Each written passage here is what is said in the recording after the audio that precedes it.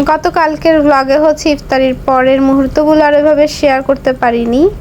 তো রাতের বেলা ইফতারি খাওয়ার পর রেস্ট নিয়ে অনেকক্ষণ পরে গিয়েছিলাম রান্নাঘরে। তো মাছ বের করেছিলাম, পাঙ্গাস মাছ, সেগুলো আর রান্না করি নাই। ওগুলো সিদ্ধ করে এভাবে হচ্ছে পেঁয়াজ কাঁচামরিচ ডিম দিয়ে আর কি টিকার মতো করে ভেজে নিয়েছি। আর করেছিলাম আলু ভর্তা, ডাল। তো ওগুলো দিয়ে রাতে হচ্ছে খাবার খেয়েছি। আসলে এভাবে তরকারি খেতে ইচ্ছে করছিল না, আর মাংস কয়েকদিন খেতে খেতে আর আসলে ভালোও লাগে না, তাই ভাবলাম অন্য কিছু করি। তো জুনুনকে খাওয়াচ্ছিলাম, তখন হচ্ছে নিচে থেকে আন্টি এসে ও নাকি গিয়ে বলেছে চিকেন খাবে, তো ওকে হচ্ছে পোলাও চিকেন এগুলো সব দিয়ে গিয়েছিল।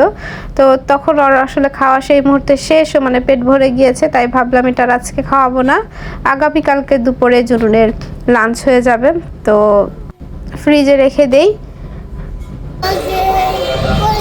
আসসালামু আলাইকুম, ওয়েলকাম টু জুনুস ফ্যামিলি। সবাইকে নতুন আরও একটা ব্লগে ওয়েলকাম করছি। আর আজকে আমি ওয়েলকাম করতে আসার সাথে সাথে জুনুন আহমেদও চলে এসেছে। বলো সবাইকে আসসালামু আলাইকুম। আপনারা সবাই ভালো আছেন? সবাই ভালো আছেন? জুনুন আহমেদ অনেক ভালো আছে। আজকে ব্লগটা শুরু করছি দুপুর থেকে। এখন হচ্ছে একটু মাংস রান্না করবো।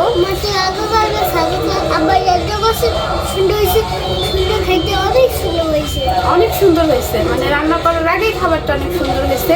আম্মু যা রান্না করি জুনুনের কাছে কি তাই সুন্দর লাগে। হ্যাঁ, সবাই স্ট্রাইক দিবে তো সবাই স্ট্রাইক দিবে, সবাই স্ট্রাইক দিবে। ওকে, আচ্ছা, আজকের ব্লগটা শুরু করছি দুপুর থেকে। সবাই দেখতে থাকেন আর জুনুস ফ্যামিলির সাথেই থাকেন। চলে আসলাম রান্নাঘরে। আজকের জন্য মুরগির মাংস রান্না করব, আর ডাল তো থাকবেই, কারণ ডাল না হলে জুনুন হচ্ছে খেতে পারে না। তো রান্নাটা শুরু করে দেই, সবাই সাথে থাকেন, দেখতে থাকেন।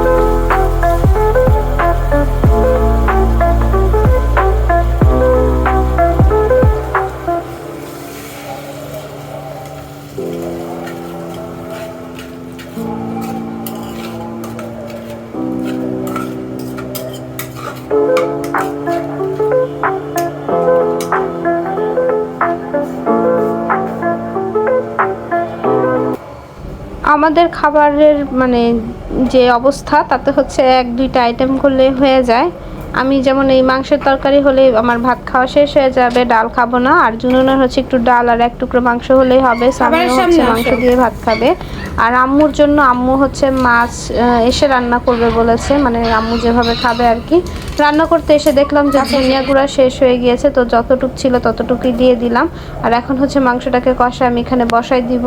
তো আজকে আমার মানে রাতের জন্য রান্নার এই একটা আইটেমই করা হবে, মানে তরকারি আর একটা ডাল, তো এটা কমন সবসময় করে থাকি, আর তেমন কোনো কাজকর্ম নাই। আজকে ইফতারির জন্য তেমন কিছু রান্না করব না, কারণ হচ্ছে গতকালকের যে পরোটাগুলো ছিল সেগুলো অনেকগুলো রয়ে গেছে, তো আমি ভাবলাম সেগুলো গরম করব। তো সেগুলো গরম করে এই মাংসের তরকারি দিয়ে খেয়ে ফেলবো, কারণ ঝোল দিয়ে আমি হচ্ছে পরোটা খেতে পছন্দ করি। আর সামিওকে জিজ্ঞেস করলাম, বললো হ্যাঁ খাবে। তো আজকের জন্য মানে ইফতারির জন্য আর তেমন কিছু করব না। আর হচ্ছে চিকেন বল আগে থেকে কিছু কয়েকটা রেডি করা ছিল, সেটাই ভেজে দিব। তো জুনুন যদি খায় সেগুলোই খেতে পারবে। আর ফলও গতকালকে যা ছিল আমরা তেমন কিছুই খাই নাই, আম্মু আবার আজকে আনারস নিয়ে আসছে, তো সেগুলো দিয়ে হয়ে যাবে। খাবারের সামনে আসো।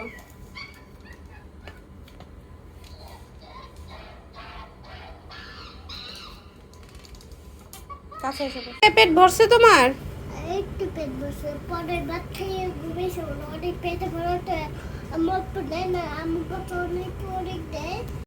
জুনুনকে ভাত খাওয়ানো শেষ করে আমি এখানে ডাল বসাই দিছিলাম চুলায়।